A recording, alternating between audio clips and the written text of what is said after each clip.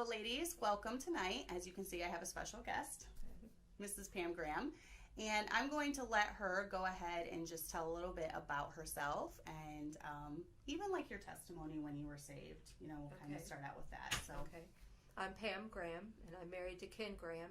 We grew up in Illinois. When I was 6, my husband's dad came to our church to be our pastor, so we grew up together. And so we've been married. This summer it'll be 45 years, which is hard to believe. I can't believe I'm that old. I can't either. We have 8 children, and that's a blessing. Everyone is out of the house. Our youngest is not married yet, but she works a job and everything, so she's not at home.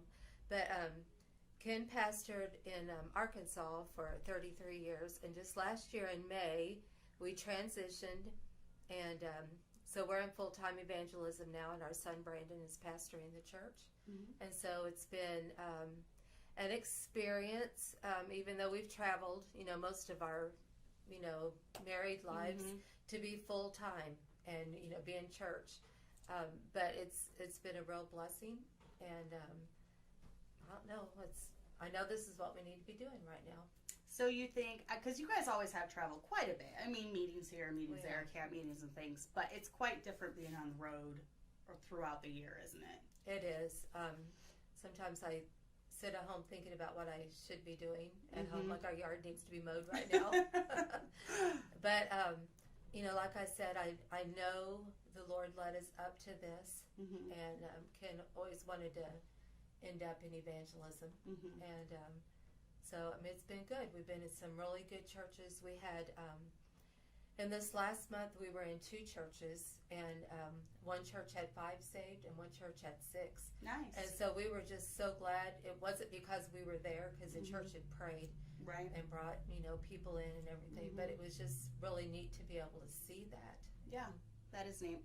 I'm sure you have lots of testimonies just from that. But out of all your 8 children, and we're going to go into the story of their first child. I know.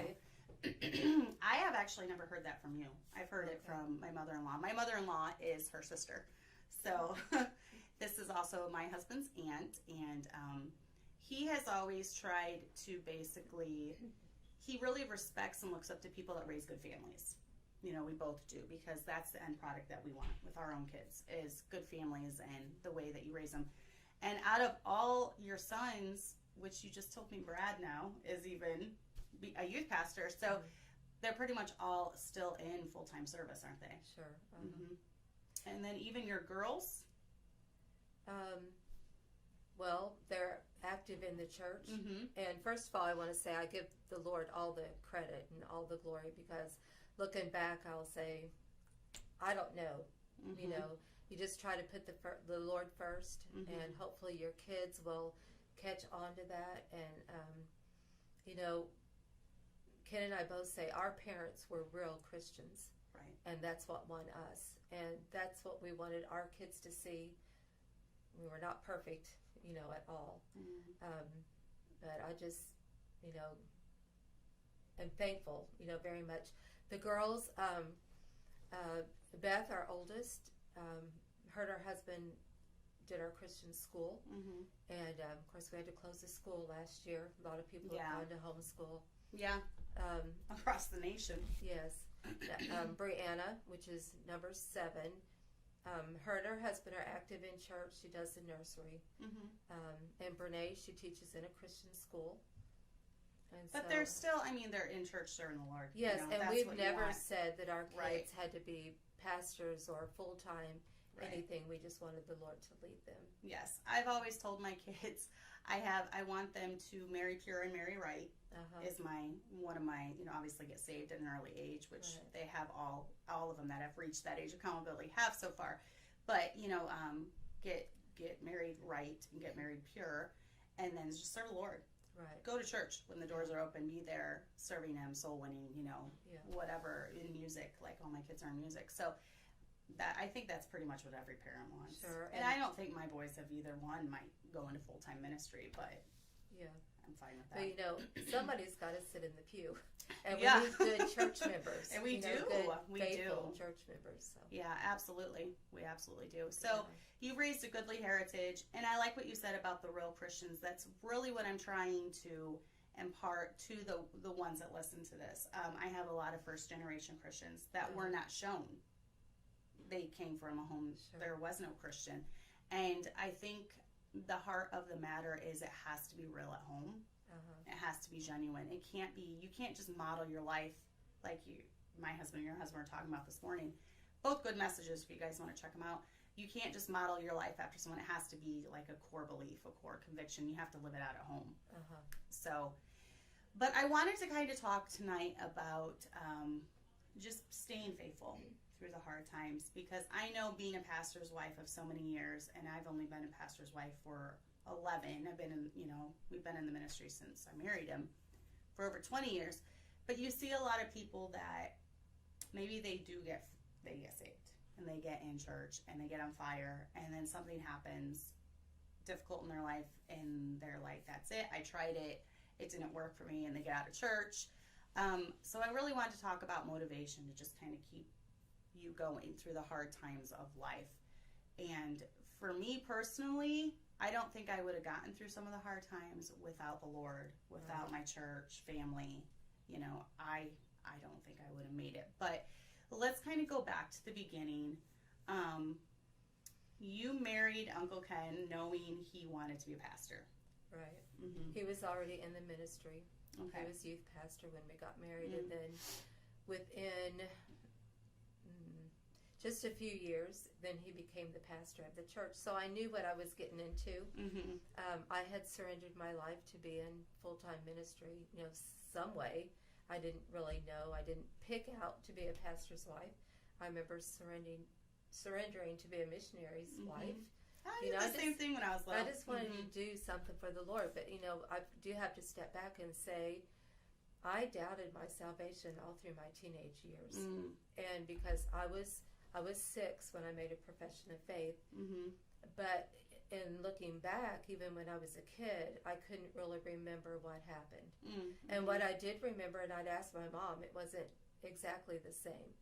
So I doubted a lot in my teenage years. And I had a preacher say to pray and say, Lord, if I'm not saved, save me. But that does not work because you have to realize that you're lost first. Yeah. So I struggled quite a bit, and it wasn't until I was, I think I was 23, and I was at home one night by myself, wondering, again, and so I just got out my Bible and started reading, and for the first time, it's like the Lord said, you're not even saved. And so for the first time, and what's funny, and I always tell this, and I don't understand it, but as a teenager, we go soul winning, and the very first point of getting saved is realizing you're a sinner. Yeah. I always skip that part. And I don't know if I just thought I was too good. Oh, well, that would be an obstacle in getting saved. Yeah. I didn't do too much, as a kid. I was a good kid. And so I don't know why it was like that. But once I fully understand, yes, I am a sinner. Right. Then, I got saved, and, the doubts were gone. Oh, wow. So anyway, I appreciate the Lord continuing to speak to me through those years. Now, when I was also saved right before I turned 5. Okay. And it's funny because it's funny that you said you don't remember how it went. I remember so clearly. And my dad loved to read. He would read through the Gospels with me, and they were my favorite. My favorite story was Jesus dying on the cross. So we had gone to a revival, and he preached that night about hell. And when we got home, I said, I want to know more about this. I could feel, I was being convicted even as a little kid. So my dad took me through the whole gospel, and I remember realizing that I was a sinner, And I even remember witnessing as a 5-year-old after I'd gotten saved, and I was at a park, and I was trying to tell the kids, no, we've all sinned. We've all done bad things. And they're like, no, we haven't. And they were making fun of me. But that's funny that you said that you hadn't. And I could see, because both you and my mother-in-law, you were both pretty good little girls. There was only 2 of you, and you had been raised right and stuff. So I'd never even heard your testimony. Yeah. So So at 23, by this time you were married? I was getting ready to have my fourth baby. Oh, wow. So, I just thank the Lord over and over again. And to struggle with doubt is not fun. No. And I think a lot of bad preaching can cause doubts if you're not careful. But when Holy Spirit convicting you of something is different than that. So that's a neat testimony. But so you got married and you wanted children. Now, how soon did you get pregnant with your first baby? So we were married in June, and so then our first baby was due the next August. Oh, wow. Okay. So very quickly. pretty quick. So I was 19. Okay. So I carried her, and I didn't know what she was back then. You didn't have ultrasounds. Right. I carried her 35 weeks. I woke up one morning and I was in labor. So I went to the doctor and he couldn't hear the heartbeat. But he said, maybe everything is okay. Just go home and meet me at the hospital at such and such a time in the evening.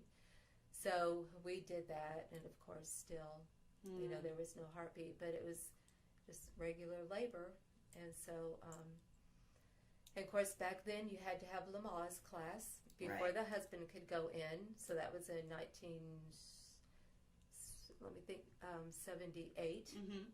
And so anyway, she was born. My doctor said, do you want to see her? And I said, I don't know. What does everybody else do? I mean, 19 years old. Aww. And he said, well, most people don't want to. And I said, okay, I won't. Oh. So when I went so back, uneducated about that. you're right, then. and nobody talked about it. Oh. So when I went back to my room at night, none of the nurses said anything to me. I mean, it's like nobody knew what to say. Right. And so, I mean, I would cry and think, I wonder how much she weighed. Did she have hair? I know. I can't. And so, through the wisdom of my husband, we decided to have, a little funeral. Oh, good. And it was going to be a graveside, but when we went to the funeral home, and of course I got to see her, in the casket. And so we decided, there was so many people there, they decided to go and have a little service. So I got to see her. She weighed 3 pounds and 10 ounces. Oh, that's tiny. She was 17 inches, long. But that helped me because I was able to see her. Right. And of course, I mean, I still cried, for months. You expect to go home with the baby, hold something in your arms, and there was, no one there. And we named her Lori LaDawn. And so it, it wasn't that long until I got pregnant again, probably about 7 months. Okay. But I mean, I cried those whole 7 months. Oh yeah, I can imagine. I mean, did they ever find out, was there a reason? The cord was around her neck, yes. And then, but the doctor had said he didn't know if we could have any more, and I'm not for sure why. A lot of those days are foggy, to me. Right. And so anyway, my father-in-law, Brother Sammy Allen, got together and they prayed over us. And anyway, and then 8 children later. they prayed really well. They did. Because, 8 children later. But I can imagine even with Ben that you probably were worried. There was still a fear, there. But, the Lord gave me peace, during that time. And he was born, and then everything was fine. Did you have any miscarriages in between those? No. You never had another miscarriage? No. Wow, that's crazy. No, Brene, number 8, I had placenta previa with her. And so she was born a month early. But the doctor knew it. I had started hemorrhaging before, like at 32 weeks. And so they gave me steroid shots to develop her lungs. Right. And anyway, she's fine. She didn't, even though she was born a month early, when I went into the ER, she only weighed 4 pounds. And then when she was born, in 2.5 weeks, she weighed 7'8". Wow. So she gained that much weight, but it was a good thing because, she didn't have any lung problems or anything. Right. Yeah, that's good. That's crazy to even think about because I've had 10 pregnancies, but 8 living. So you've actually only had 9 pregnancies then, but 8 living. So I can't imagine pretty much anything worse. I had a friend, I don't know, do you know the Borners, Amanda Borner? No. She carried a baby to 40 weeks.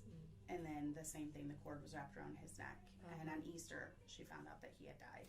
So she had to go in and be induced the next day. She wasn't even in labor or anything. And I know he would have been 6, but they still celebrate. They still go to his graves, you know, gravesite every year on his birthday. That would have been his birthday, and then celebrate him. But she went on to have more, but not without a little bit of fear, obviously. Right. You know, just wondering, because you carry him for so long. Now, how did you and your husband deal with just the tragedy of that loss? I mean, it would have been easy for some people to get mad at God, I guess, you know. You know, and you have to have the right attitude.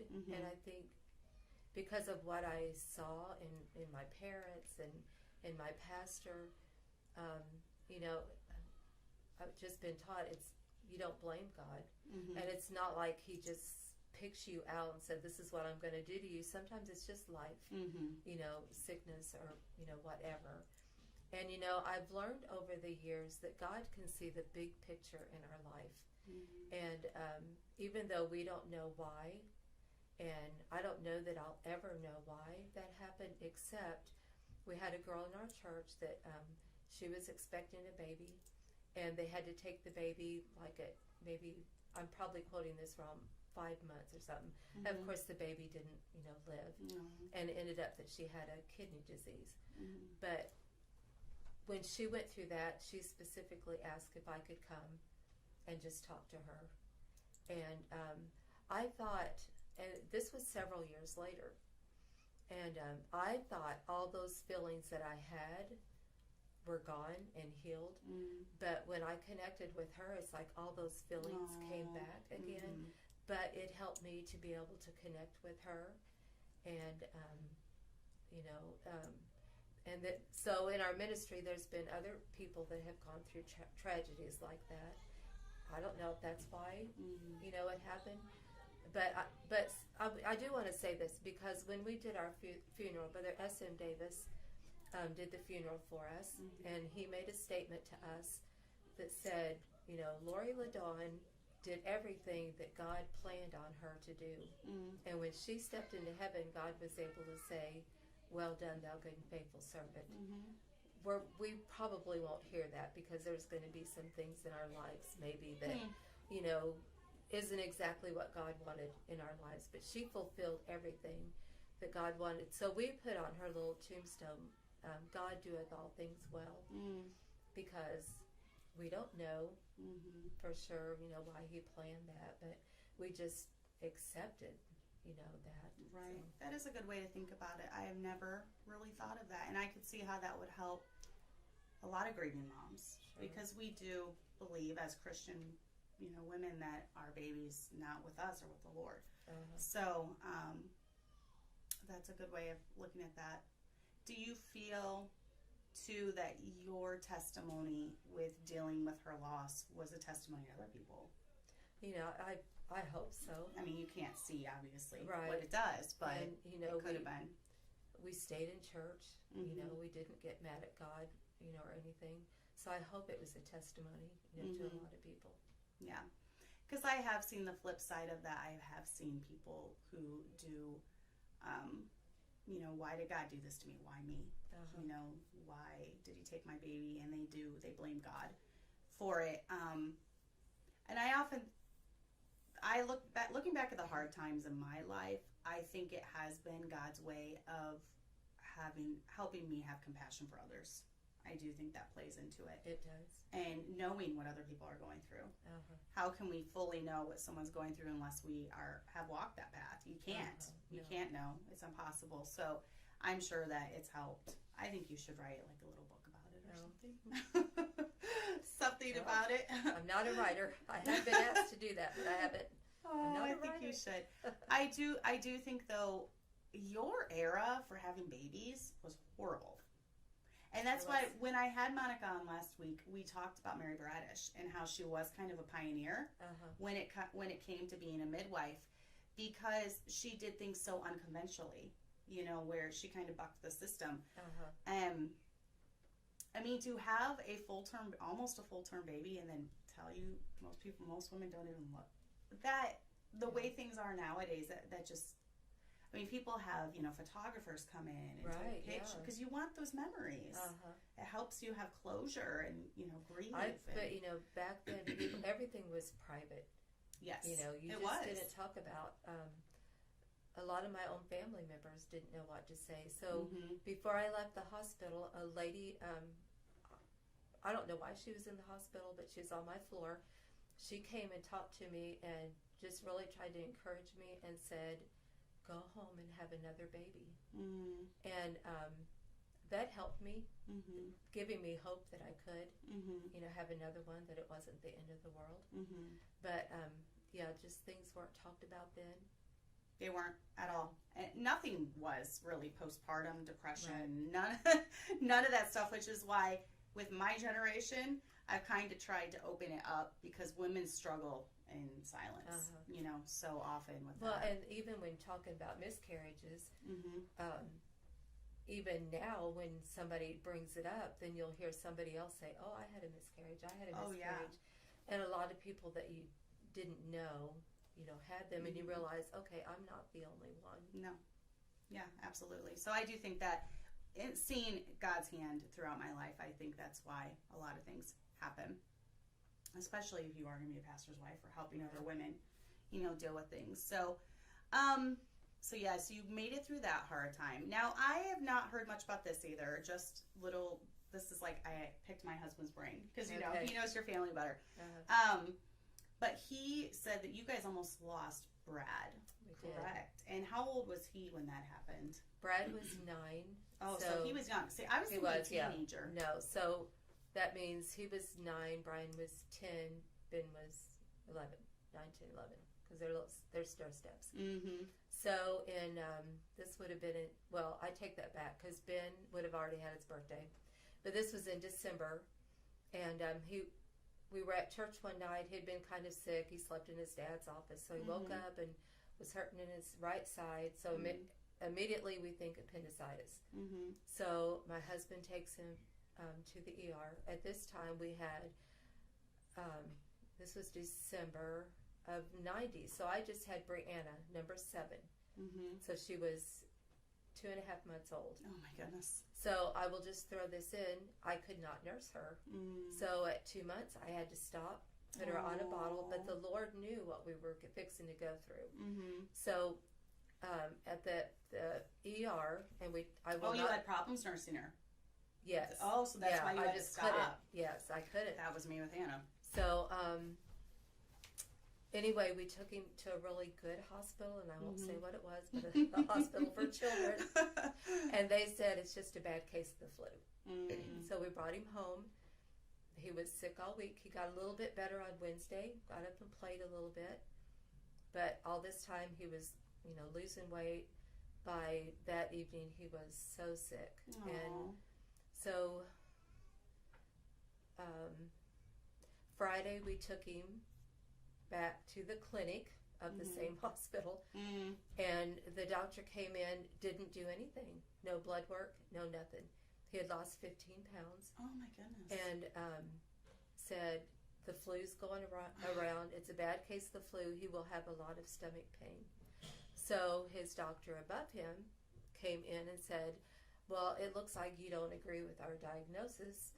So he said, you know, asked my husband, what do you do for a living? He said, well, I'm a pastor. And he said, you stick to pastoring and we will do the doctoring. Okay. And it's just like, you know, we step back and like, what do we do now?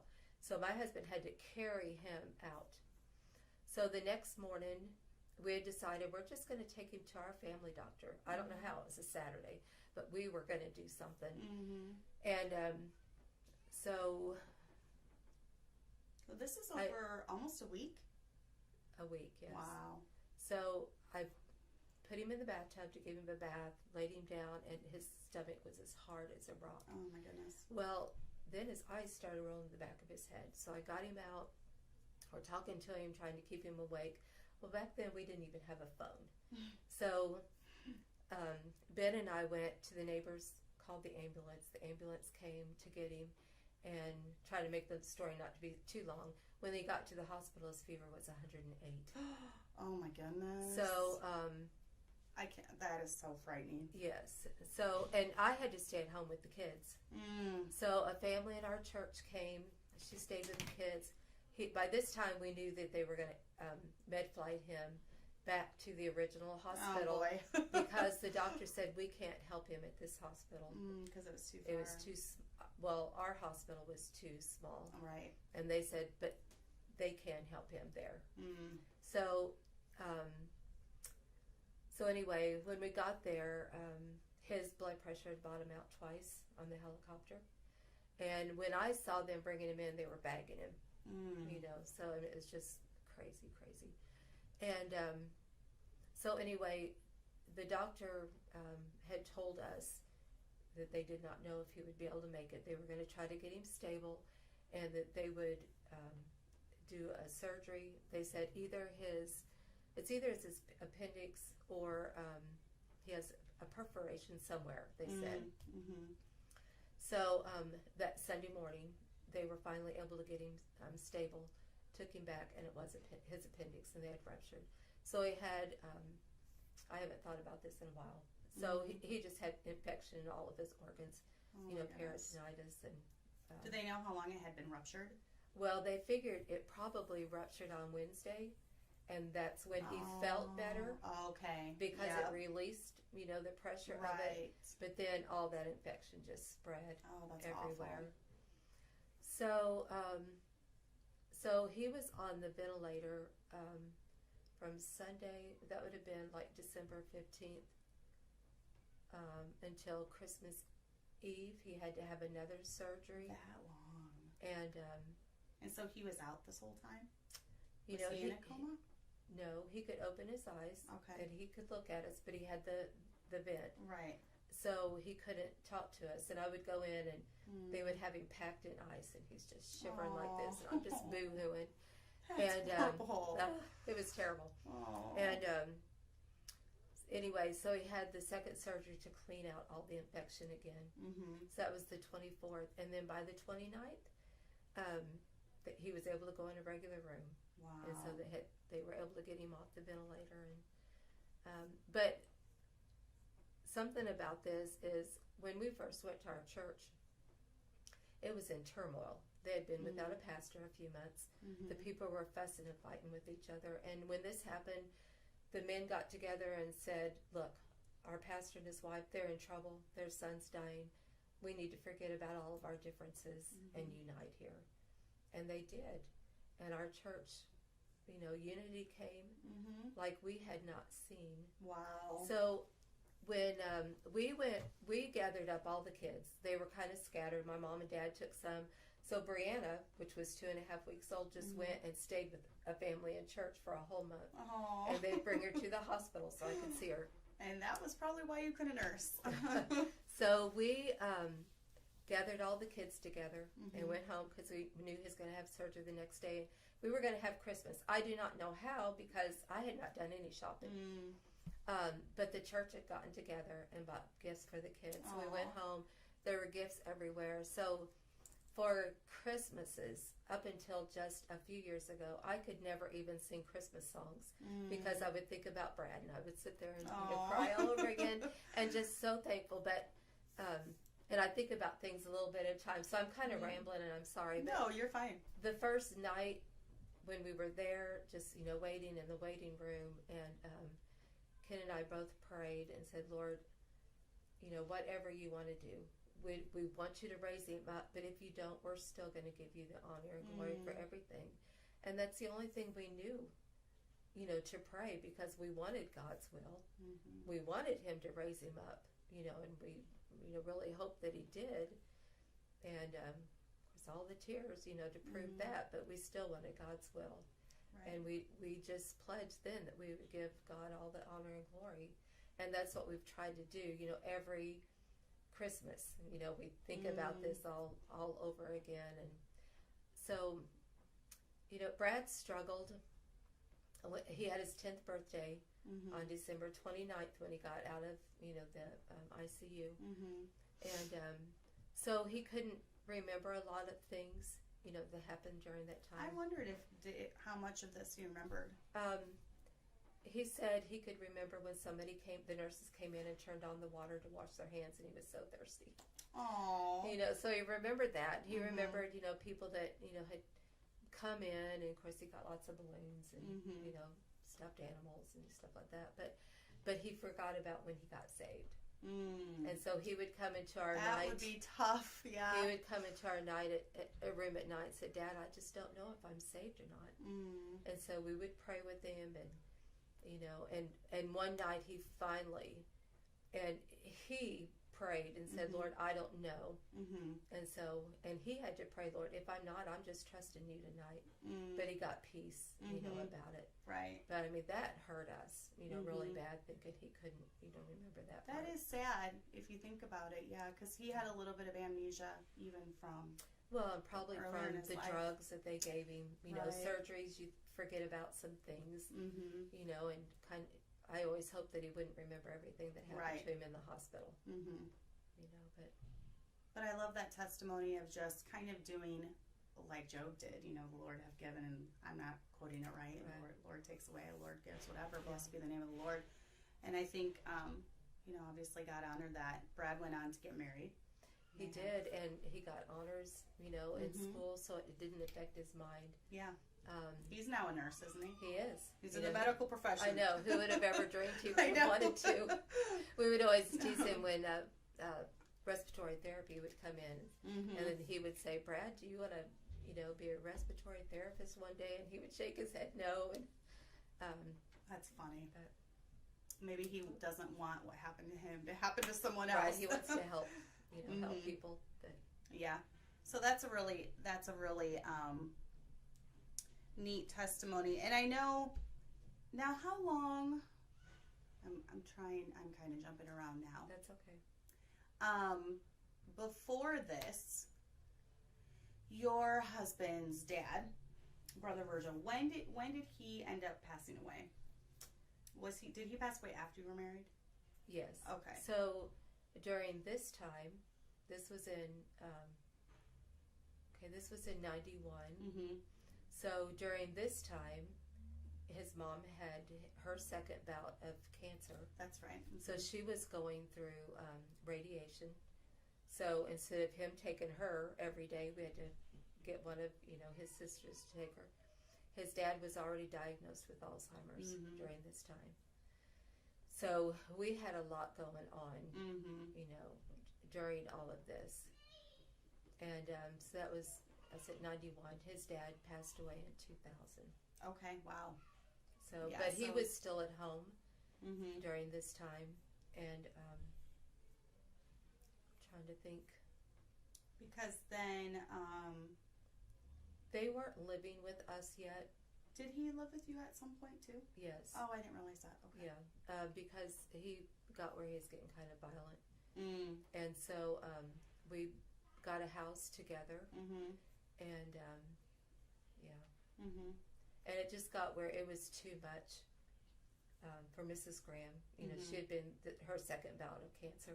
Right. And she was little and frail, and she was another warrior of the faith too. She ended up losing part of her jaw due to cancer, and you never really, it was hard to understand her, but you always knew she wanted you to know she was praying for you, and she was a fighter. She had to have a feeding tube several times in her life and eat everything mashed up, and she would get choked, and we'd have to do the Heimlich on her. But I mean, she fought to the end. When she was in hospice, she had even said, I don't want to die yet. I want to go shopping with the girls. Aww. I mean, she fought to the end. She fought to go shopping until the end. Yeah. And even though, I mean, she knew she had peace, she was going to heaven, and, she'd see, Grandpa Graham again, but, and I know the Lord puts that in you, or else we'd all want to die and go to heaven right now. Right, exactly. She loved life, and she lived life to the fullest, so. Yeah. So all that to say, you haven't been a stranger when it comes to dealing with sickness, dealing with cancer, dealing with family members with Alzheimer's. You haven't been a stranger. But through it all, you've stayed consistent and Did the thought ever cross your mind, I'm done, I'm quitting, I want out of church, whatever? No. Mm-hmm. I mean, because at the very beginning we said, we want to serve the Lord. And it's funny, I've never thought I want to quit. Now, I've thought, okay, this is getting to be too much, but not to quit church. And, Mrs. Graham and my mom died like 8 weeks apart. And that was really hard. Yeah. I grieved again, like when our baby was, when she died, because it was unexpected. And then Dad came and lived with us. Yeah. So Mrs. Graham had lived with us somewhere in the early 90s until she died in 2013. So several years. Yeah. And then, so right after Mom died, then Dad came and lived with us for 5 years. So, we've always had somebody, with us. And there were struggles. There were difficult days, and that, just trying to care for somebody. And, but once again, that was a great testimony, because that, I saw you put honor your father and mother into action.